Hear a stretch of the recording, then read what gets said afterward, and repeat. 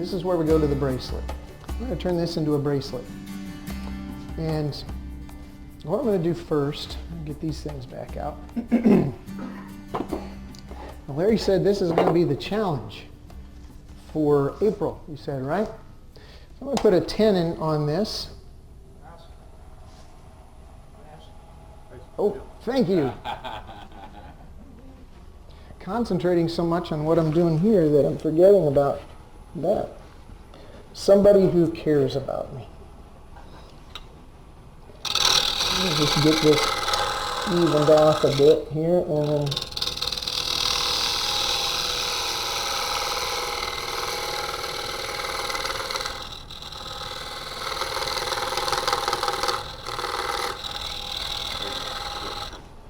put a bit of a tenon on there. Since it's back in there, about the simplest way to get it dovetailed is to use a skew chisel. And then we're done with that. Hopefully I didn't make it too small. We'll see here.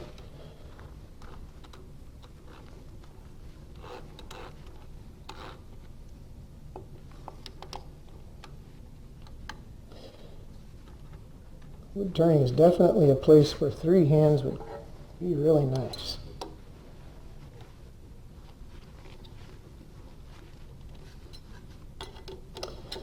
So I'll get this tightened in there. And now I'm going to reverse these things. I'm done with the really hard to slide tailstock. There we go.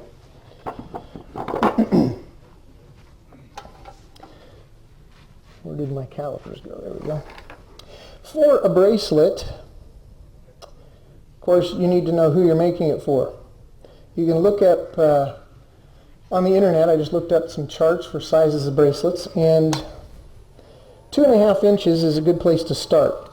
That's actually considered a small. 2.4 inches is an extra small. That's interesting. And 2.6 inches gets to a medium. So basically what I want to do is put a 2.5 inch ring here so I know what the inside of the bracelet's going to be. And now, again, I've got a bunch of wood to get rid of. I could, if I wanted to, take and turn another little ring out here if I had use for another little ring. I'm not going to take the time to do that right now.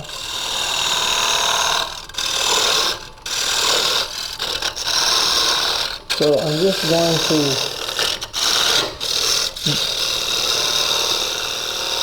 to, as I said, a carbide tool is pretty quick at just getting rid of wood, getting it out of the way.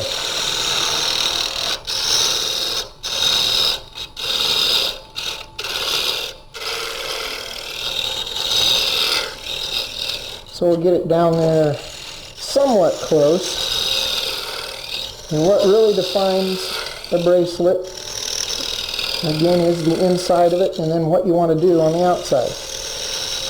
I'm going to make this one just a basic bracelet. One advantage with, now you've got this and basically it can be like, you're like turning a bowl at this point. So if you're used to doing bowls with a gouge like this, you can hollow them out just like you do a bowl.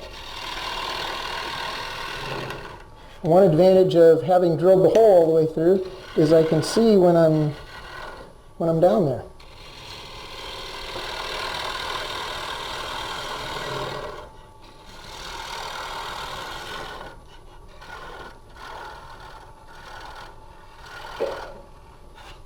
So that's about how deep I want. Again, I'm going to push this along a little bit in terms of time and get rid of all this wood in here.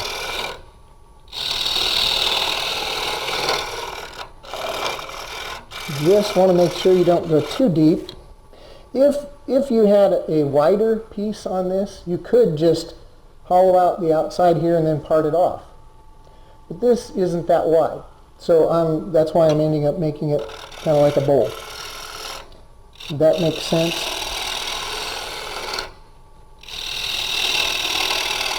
I just want to take this out to that line that I made.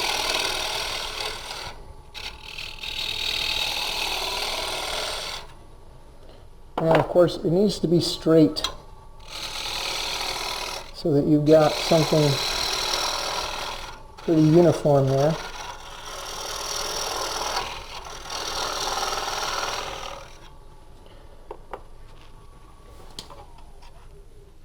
So just to see how straight my edges are here, I'll use this.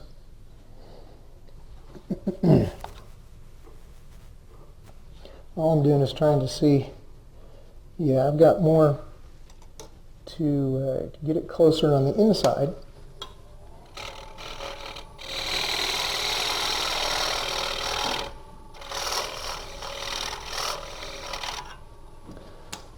But the most critical part of this is how deep is it, so that I don't go through the bottom too soon.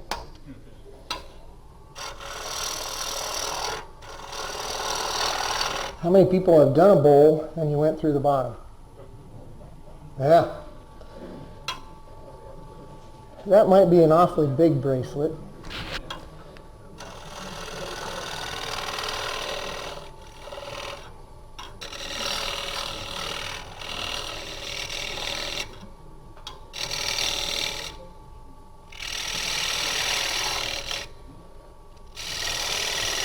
What I'm trying to do is just even it up on the inside here. Now again, I'm using a carbide tool, so I'm going to have a bit of sanding to do if I would go with this, but you can still do it. Alright, rather than take a chance here, I'm just going to go ahead and stop there as far as the depth, but I need to take it down more to get it flat on the inside.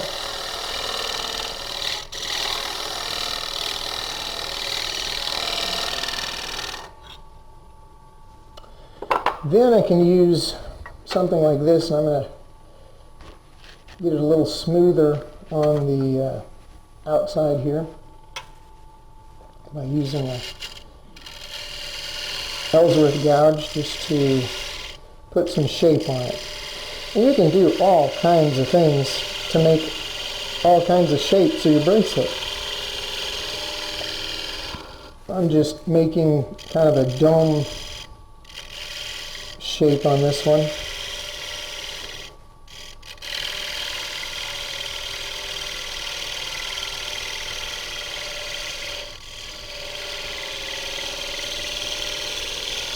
So you could put different beads and coves on it. You could do inlay, put different kind of wood in there, or some of the powder inlays that you can put in there and get them all glued in. So at this point, I would want to take and sand this down. Get it all sanded while it's still on the lathe like this. I'm just rounding off those edges here a bit.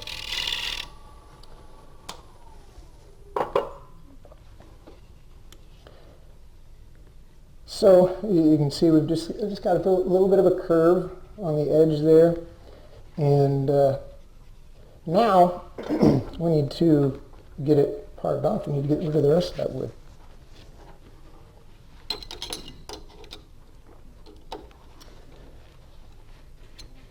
And it really is, it works well, especially if you have dry wood. The wetter the wood, the more marks will be made. But what you can do is just take and reverse this. Put it on the inside, open them up. You've got a flat surface. and that holds it quite well. So pretty easy to do. And on some woods, I've seen some people comment they don't like, I've just reversed the direction that this is going to be turning. If I turn it this way still, I've reversed it, it's a direction. Some people say with certain woods, I'm not sure which woods, that's a problem. If you've got a lathe like this one, that's not that big of a problem. You can just reverse it and go the other way to take things off.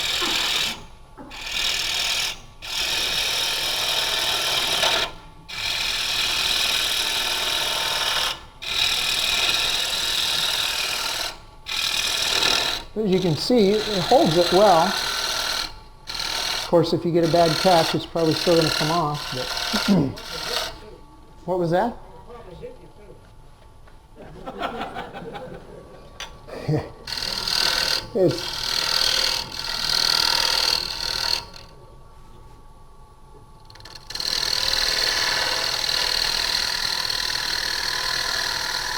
So you can do it the reverse way, or if you don't care about that, you can do it this way.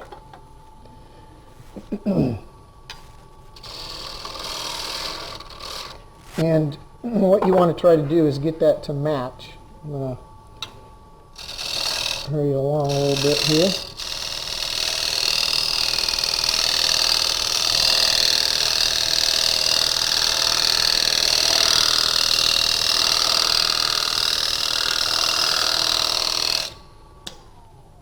You see how we're doing in here. Still a little bit of a lip from what's left over there.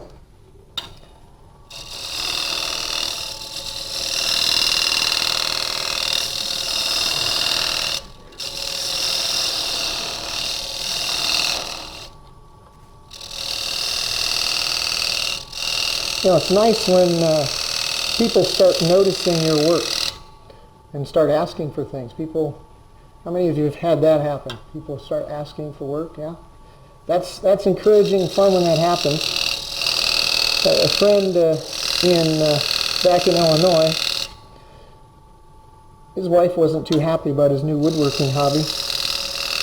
It was messy and he didn't have time to take care of things on the house. But one day she came in and said, "Could you turn something for me?" And he got pretty excited. She was getting into this wood turning thing after all. So, you know, what should I turn? I could do a bowl or a platter or bud vase, something like that. I've got cherry wood or maple. What would you like? And she said, "Well, it really doesn't matter. I just need some bags of shavings for my flower beds." Encouraging.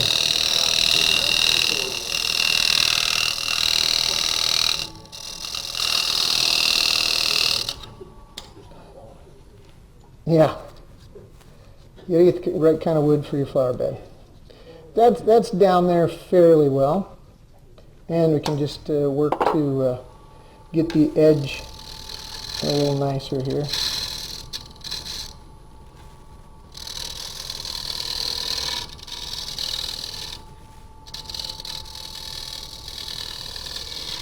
Now again, I would have taken and sanded it all down before I flipped it over. And then I get it to this point, and I've only got what I've just taken off here to sand. So that is pretty good on that. I'm going to have my lovely assistant come forward. My daughter, Rachel, is here. And she's wearing a couple of them. Oh, you got the other rings too. Just show them the finished product. So this is more of a straight one, and this one just has a couple of beads in it on the edges, as maybe you can see there. I don't know if that shows up. This camera over here. So you could pass those around if you'd like, and here's this one that you can pass around as well. Doesn't she do something else? Now, other than something else that Rachel does I've already had several comments, people liking my smock. Rachel is a seamstress. She has her blog, The Makeover Seamstress, but she made this. And she actually will custom make a smock for you if you'd want. She makes it to fit and take the measurements and dimensions and all that out of any way you want, whether you want pockets here or pockets here. I've got a couple here. So anything you want. She's got even forms for you to fill out and things like that, but I like it. And a smock. So any questions on any of the bracelet or anything like that? Yes. Finish on the bracelets? What I used on that is water locks as well. I use water locks on just about everything. I like the finish that it gives things. It's pretty tough, but How many coats? I put, there are 2 coats on the one with the beads and 3 coats on the other one. And then buffed it afterwards. I didn't bring my buffing wheel in order to get inside. I just had my seamstress sew together several layers of denim and squeezed it between a nut and the head of a bolt and put that in a drill and could go inside the bracelet and get it buffed in there. But that is the challenge for April, I guess, is to make a bracelet. You can do a lot of things with those, you know, if you look them up and see what they are, but there's a lot of decoration you can do. Yes? Did you say Rachel had a website? Yeah, she has a blog, The Makeover Seamstress. So you can see there. She does have some forms as well, if you wanted to, that she could give to you if you wanted to write down measurements and things like that. But you could talk to her, ask her more if you're interested in getting a smock. She can make one. Any other questions? All right, I guess we're done. Thank you, Rob.